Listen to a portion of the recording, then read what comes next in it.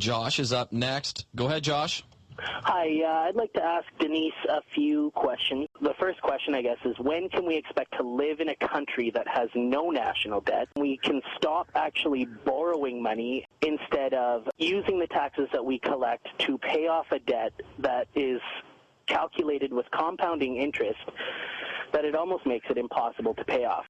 And my second question, when the income tax was originally introduced, it was supposed to be a temporary measure to fund the war effort. Once we actually eliminate the debt, would not it be possible to live in a country without punitive income tax collected on threat of force and violence? Thank you. Thanks for the call, Josh. Well, someone's concerned about the future and the debt load. And I think a fair question on the debt load. I would suggest that it's a necessary part to offset some of the services that we say we need, and I believe that we do need. And the national debt, do you think we will get rid of it in our lifetime?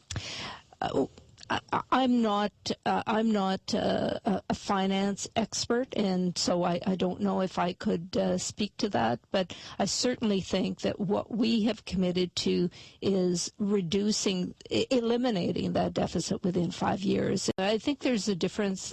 We should distinguish between deficit and debt load, and what we're committing to do is to eliminate the deficit. I can't think of anyone in the country who either doesn't have a mortgage of some kind to pay for housing or borrow money to, for something important in their lives. I don't think it's a question of debt. It's the amount of debt, and when you go into deficit, and particularly into a structural deficit. When we talk about debt, we should talk about the kinds of debt that we're accumulating, because there's a huge deficit there that we're leaving for kids. All of us value certain services, whether it's universities. What